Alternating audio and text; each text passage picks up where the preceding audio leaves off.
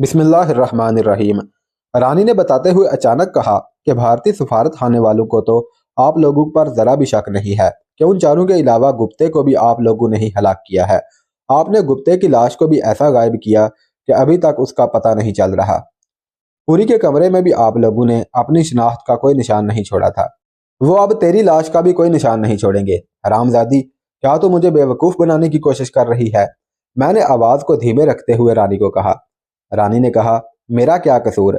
अगर प्रसाद मेजर ने मुझे कोई बात नहीं बताई, मैंने तो सारी रात उससे कुछ उगलवाने के लिए जागते गुजार दी। मैंने कहा कि गुप्ते के कमरे में मेजर प्रसाद के साथ तुमने पहली रात और आम दर्जनों इकट्ठी रातें गुजारी हैं। गुप्ते के साथ तुमने कभी भी मेन बल्ब बुझाकर नाइट बल्ब नहीं जलाया। फिर गुज़िश्ता शब तुमने लाइट क्यों बंद की? गुप्ते मर गया है, उसका तुम्हें कैसे इल्म हुआ? और तुम इतने यकीन से कैसे कह सकती हो कि गुप्ते की लाश अभी तक नहीं मिली? क्या वो खुदकुशी करने का कोई नोट तुम्हारे पास लिख कर छोड़ गया था? और तीसरी बात, ये कहते हुए मैंने रानी का परस उठा लिया जो उसने सामने मेज पर रखा हुआ था। हालांकि वो अपना परस हमेशा कुर्सी या सोफे के बाजू पर लटका कर रखती थी। मैंने परस खोला तो मेकअप के सामान के ऊपर एक पॉकेट टेप रिकॉर्डिंग कर रहा था और ये ऑन भी था, जिसमें मेरी आवाज़ रिकॉर्ड करके सफारत खाने वालों को देना चाहती थी। रानी का चेहरा यकदम खौफ से सफ़ेद पड़ गया। मैंने उसका परस मेज़ पर उल्टा तो उसमें से 22 बोर का एक नन्हा पिस्टल भी निकल कर मेज़ पर गिर गया। रानी में इतनी हिम्मत ना रही कि वो अपना पिस्टल ही उठा लेती। मैंने पिस्टल उठाकर अपनी जेब में रखा, टेप रिकॉर्डर हाथ में पकड़ा और रानी से कहा, सब कुछ जान लेने के बावजूद मैं तुम्हें एक मौका और देता हूँ।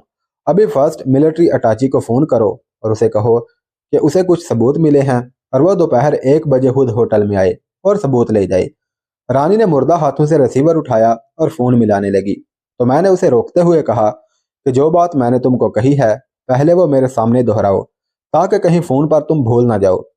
रानी ने बात सेम दोहरा दी तो फिर कॉल मिलाई और जैसा मैंने कहा वैसा ही उसने फर्स्ट अटैची को कहा, मगर वो ये बात भूल गई थी कि उसी के टेप रिकॉर्डर में उन दोनों की बातें मैंने रिकॉर्ड कर ली हैं। मैंने रानी को कहा कि फर्स्ट मिलिट्री अटैची को वो अपने कमरे में ले जाए और वहीं उसकी खातर मदारत करे। दोपहर के 1 बजने में ज़्यादा वक्त नहीं रह गया था। मैंने मुजम्मल से, जेसीओ इमरान और कैसर से फौरी मीटिंग की, जिसमें यह फैसला हुआ कि फर्स्ट मिलिट्री अटैची से सफारत खाने के करीब ही निपटा जाए। रॉयल प्लाजा होटल जिसमें हम ठहरे हुए थे उसे मजीद खून खराबे का मरकज़ इसलिए भी नहीं बनाना चाहता था क्योंकि फिर थाई पुलिस और इंटेलिजेंस एजेंसियों का तफ्तीश का मरकज़ यही होटल बन जाता। हमने 2 टैक्सियां ली और भारतीय सफारत खाने के करीब पहुंचकर हमने उन्हें छोड़ दिया। इराकी सफारत खाना भी करीब ही था, इसलिए लोगों की आमदोरफ्त यहाँ लगी रहती थी। ठीक 12 बजे एक डिप्लोमेटिक नंबर वाली गाड़ी भारतीय सफारत खाने से बाहर निकली, जिसमें फुल कर्नल की वर्दी में मलबूस फर्स्ट मिलिट्री अटैची बैठा हुआ था और वह कर्नल गाड़ी भी खुद चला रहा था। मैंने गाड़ी के करीब आने पर कर्नल की शक्ल देखी तो मैं हैरान रह गया। ये मेजर बासु था जो खटमंडो में भारतीय सफारत खाने का सेकंड मिलिट्री अटैची था। यह पाकिस्तान का इंतहाई दुश्मन और मुतअस्सब बंगाली था। खटमंडो से मेरी रवानगी के वक्त भी ये एयरपोर्ट पर नेपाली गवर्नमेंट से मेरी गिरफ्तारी के लिए हुक्मनामा लेने में नाकाम रहा और मुझे परवाज करते देखकर अफसोस के साथ खड़ा रहा। आज फिर अचानक और गैर मुतवक्के मुझसे उसका टाकरा हो गया। मेरे साथी मुझसे ज़रा फासले पर अलग अलग पोजीशनें लिए खड़े थे। कर्नल बासु को मेरे रॉयल प्लाजा होटल में क़याम का यकीनन इल्म था। मैंने साथियों के साथ मिलकर उस फर्स्ट मिलिट्री अटैची को हिट करने की प्लानिंग की थी, लेकिन जब मैंने बासु को देखा तो फौरन मुझे अपनी प्लानिंग तब्दील करना पड़ी। मैंने साथियों को सुरख रुमाल से इशारा कर दिया कि गाड़ी को जाने दिया जाए। साथी हैरान थे कि मैंने यकायक प्रोग्राम तब्दील कैसे कर लिया। उनके पूछने पर मैंने बताया कि वजह बाद में बताऊंगा, पहले सब वापस होटल चलते हैं। होटल पहुंचकर मैंने उन्हें तमाम कहानी सुनाई और कहा कि बासु से मेरी ज़ाती दुश्मनी भी है, लिहाजा मैं उससे अकेले 2-2 हाथ करूंगा और आप लोग मुझे बस कवर देंगे और हमारी कार्रवाई उसके होटल से वापसी पर होगी। मैंने वहीं से खनसा के नुमाइंदे को फ़ोन करके कहा कि मुझे 2 प्राइवेट गाड़ियों और 2 ड्राइवरों की ज़रूरत है। गाड़ियों की नंबर प्लेट अगर बदली हुई हो तो बेहतर रहेगा। 1 घंटे में ही नुमाइंदे ने 2 गाड़ियां भेज दी।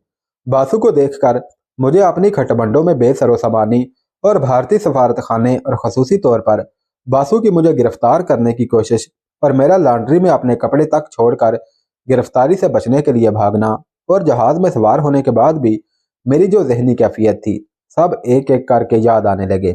इसलिए अब मेरे जहन में जो बासु को देखकर प्लान बना था वो पहले से यकसर मुख्तलिफ था। मैं बासु को तड़पा तड़पा कर मारना चाहता था ताकि मेरे इंतकाम की आग बुझ सके।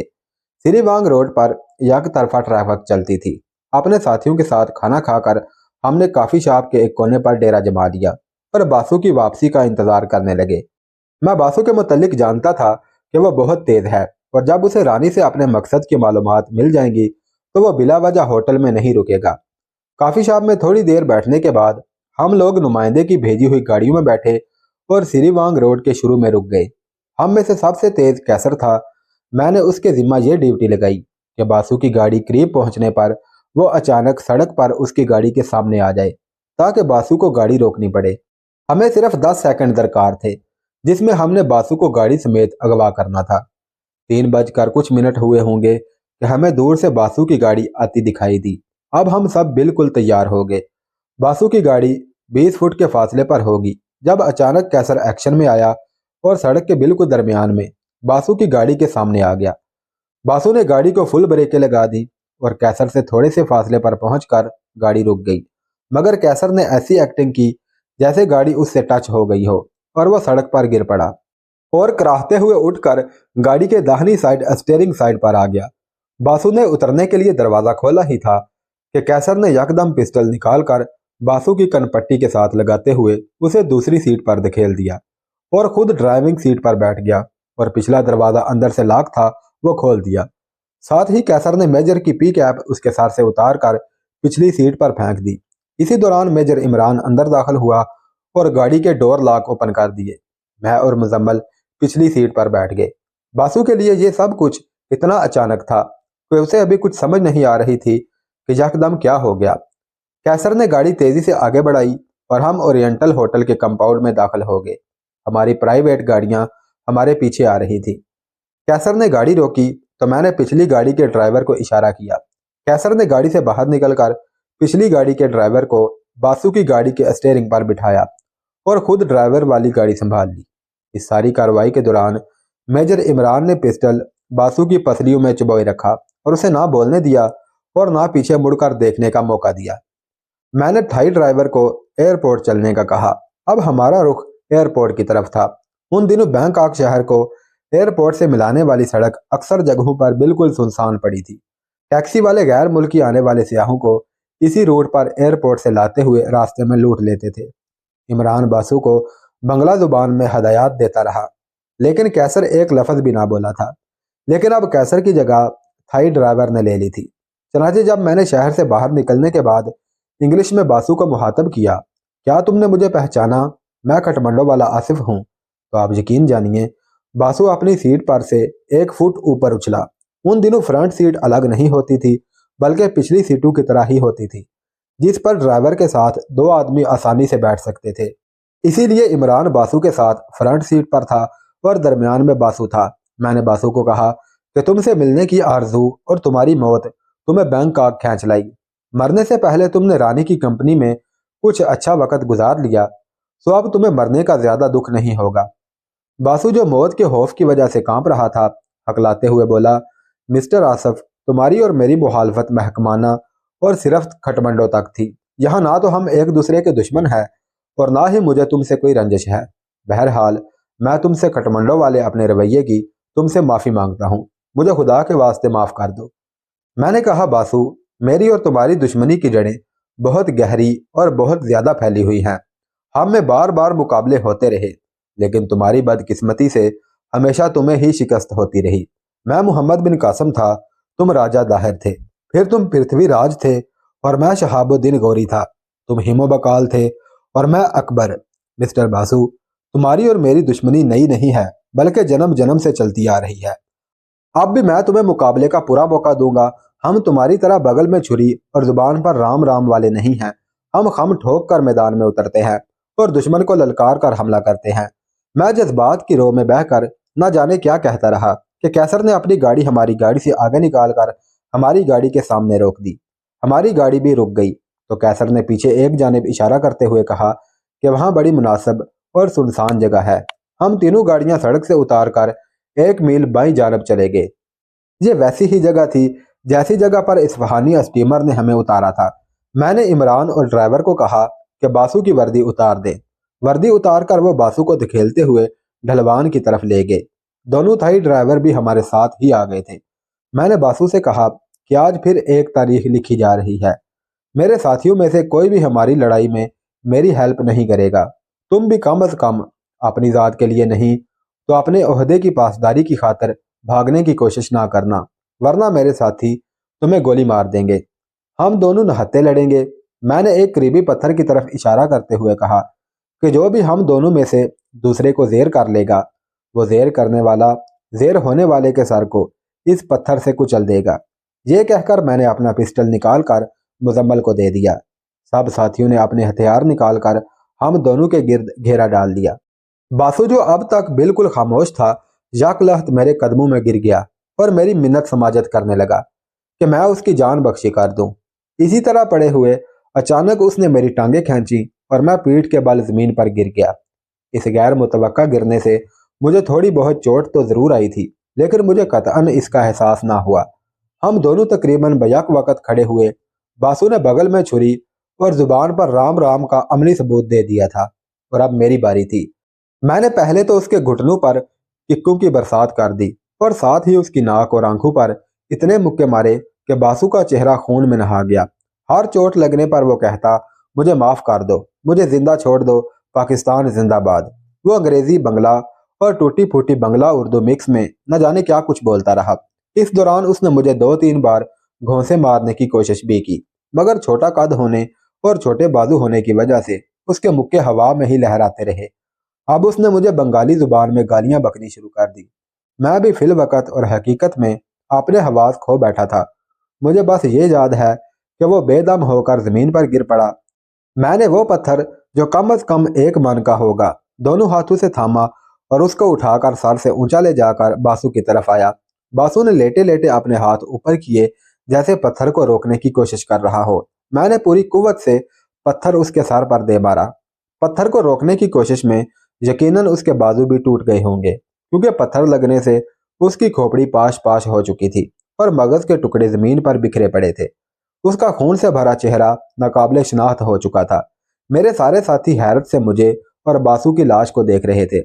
میں نے سگریٹ نکالا اور جلا کر دھواں نکالتے ہوئے کرخت اور اونچے لہجے میں کہا، کیا تم لوگوں نے اس سے پہلے کوئی مردہ جسم نہیں دیکھا؟ میری آواز سن کر میرے ساتھی حیرت کی محویت سے باہر نکلے۔ میں نے کیسر کو کہا کہ اگر ممکن ہو تو باسو کی لاش کو باسو کی گاڑی میں ڈال کر آگ لگا دو۔ کیسر مکینک تھا۔ اس نے باسو کی گاڑی کی ڈگی کھول کر چند اوزار نکالے اور اسی کی گاڑی کا پیٹرول ٹینک الگ کر دیا۔ باقی ساتھیوں نے باسو کی لاش کو اٹھا کر اس کی گاڑی میں رکھا۔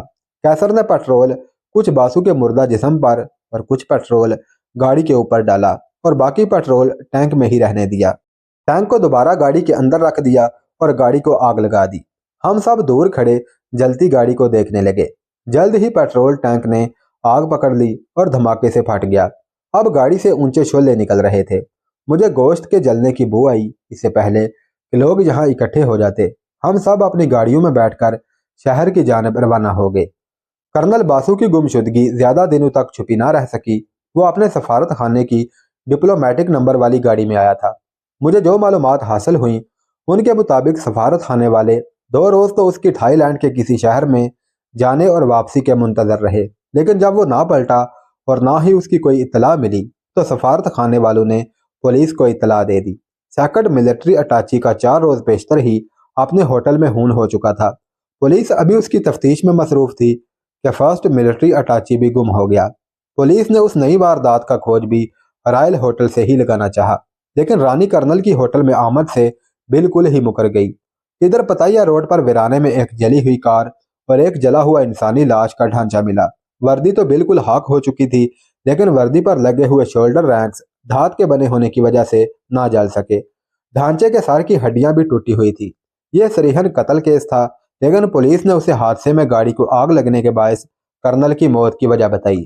یہ سب باتیں مجھے خنسا کے نمائندے نے بتائیں، جس سے میں نے 2 پرائیویٹ گاڑیاں منگوائی تھیں۔ اس کے بقول پولیس میں اعلیٰ عہدیداروں سے اپنے تعلقات کی بنا پر اس نے تفتیش کو آگے بڑھنے نہیں دیا۔ رانی نے بھی اسی میں اپنی عافیت سمجھی تھی کہ کرنل باسو کی ہوٹل میں آمد سے قطعی لا تعلقی ظاہر کر دے۔ خنسا کے نمائندے نے اسے فون پر دھمکی دی تھی کہ اگر اس نے اپنی زبان کھولی تو اس کا نتیجہ اچھا نہیں ہوگا۔ نمائندے نے بتایا کہ خنسا اور عمر 2 روز میں بینکاک پہنچ جائیں گے، اور انہوں نے یہ بھی پیغام دیا ہے کہ ان کی آمد تک ہم اپنی سرگرمیاں بند رکھیں۔ سفارت خانے والوں نے ایک مقامی انگریزی اخبار میں پولیس کی جاری کردہ رپورٹ کے علاوہ نامعلوم لیکن مستند ذرائع کے حوالے سے یہ بھی شائع کر دیا کہ بھارت کے 3 افسران اور فرسٹ اور سیکنڈ ملٹری اٹاچیز کے ایک ہفتے کے دوران ہونے والے قتلوں میں پاکستان کی ایک جاسوس ایجنسی کا ہاتھ ہے، جس کے کارندے بینکاک میں دندناتے پھرتے ہیں اور پولیس ان پر ہاتھ ڈالنے سے کتراتی ہے۔ جس روز اخبار میں یہ بات شائع ہوئی، اسی روز بینکاک پولیس کے انسپیکٹر جنرل نے مجھے اور رانی کو پولیس ہیڈ کوارٹرز میں طلب کیا۔ رانی نے مجھے بتایا کہ شام 4 بجے وہ پولیس ہیڈ کوارٹر جا رہی ہے، اور یہی ٹائم مجھے بھی دیا گیا تھا۔ اپنے ساتھیوں کے زور دینے کے باوجود میں نے اکیلے جانے کو ترجیح دی، کیونکہ 1 یا 2 ساتھیوں کو ساتھ لے جانے کا فائدہ نہ تھا، الٹا وہ بھی مشکوک ہو جاتے۔ جانے سے پہلے میں نے خنسا کے نمائندے کو اپنے اکیلے پولیس ہیڈ کوارٹر جانے کا بتا دیا۔ نمائندے نے کہا کہ بلا جھجک چلے جاؤ، پولیس آئی جی سے اس کی بات ہو چکی ہے۔ اگر وہ مجھے کہے کہ میں بینکاک سے چلا جاؤں تو اس کو جواب دینا کہ جب تک مجھے اس کی وجہ اور بینکاک چھوڑنے کا حکم نامہ تحریری طور پر لکھ کر نہیں دے گا، میں ہرگز بینکاک سے نہیں جاؤں گا، بلکہ اس ڈپورٹ کرنے کے زبانی حکم کو عدالت میں چیلنج کروں گا۔ ٹھیک 4 بجے رانی اپنی گاڑی میں اپنے 2 ملازموں کے ساتھ اور میں ٹیکسی میں ہیڈ کوارٹر پہنچے۔ ہمیں فوراً ہی آئی جی کے دفتر میں پہنچا دیا گیا۔ آئی جی کا رویہ بڑا دوستانہ تھا۔ چائے اور بسکٹ سے ہماری تواضع کرتے ہوئے اس نے پہلے رانی کو مخاطب کرتے ہوئے کہا کہ اس کے ہوٹل کے اندر 7 روز میں 4 خون ہو چکے ہیں۔ اس کا مینیجر گپتے بھی غائب ہے، جس کی گمشدگی کی رپورٹ ہوٹل کے اسسٹنٹ مینیجر نے لکھوائی تھی۔ گپتے کی لاش ایک زیر تعمیر عمارت سے برآمد ہو چکی ہے۔ 2 بھارتی فوجیوں کا قتل بھی انہی دنوں ہوا۔ ایک کی لاش ہوٹل سے اور دوسرے کی پتائیہ روڈ سے ملی ہے۔ لاش اور گاڑی دونوں جل کر ناقابل شناخت ہو چکے تھے۔ کیا وہ ان وارداتوں پر کچھ روشنی ڈالے گی؟ میں ڈر رہا تھا کہ گھبراہٹ میں رانی کچھ اول فول نہ بک دے، لیکن رانی نے نہایت صبر اور تحمل سے جواب دیتے ہوئے کہا کہ سر، میرا ہوٹل بینکاک کے B کلاس ہوٹلوں میں مشہور ترین ہے، اور باہر سے آنے والے ٹورسٹ میرے ہی ہوٹل میں ٹھہرنے کو ترجیح دیتے ہیں۔ ہمارے گیسٹ زیادہ تر بھارتی اور پاکستانی ہوتے ہیں۔ جس کمرے میں 4 قتل ہوئے، اس کمرے میں ایک بھارتی مسٹر پوری بھی ٹھہرے ہوئے تھے۔ 2 دوسرے مہمان بھی بھارتی ہی تھے۔ ان تینوں نے اپنے نام اور عہدوں کی بجائے بھارتی شہری اور ٹورسٹ لکھوایا تھا۔ ان تینوں کے علاوہ میرے ہوٹل کا ایک ویٹر بھی قتل ہو گیا، جس کے ورثاء کو مجھے خاصی بڑی رقم ادا کرنا پڑی۔ سفارت خانے کے افسر کا قتل میرے مینیجر گپتے کے کمرے میں ہوا، جو 2 دن پہلے ہی سے غائب تھا، اور اس کے کمرے کی خصوصی چابی بھی اسی کے پاس تھی۔ اب آپ بتا رہے ہیں کہ بھارتی سفارت خانے کے ایک اعلیٰ افسر کا قتل پتائیہ روڈ پر ویرانے میں ہوا۔ آپ نے یہ بھی بتایا کہ گپتے کی لاش بھی پتائیہ روڈ سے ہی ملی ہے۔ مجھے تو ایسا محسوس ہوتا ہے کہ مقتولین کا آپس میں گٹھ جوڑ تھا، اور وہ کسی ایسے خفیہ کام میں ملوث تھے جس کے تشت اسباب ہونے کے ڈر سے ان کے مخالفین نے انہیں قتل کر دیا ہو، اور میرا ویٹر جو روم سروس ڈیوٹی دیتا تھا وہ بلا وجہ مارا گیا۔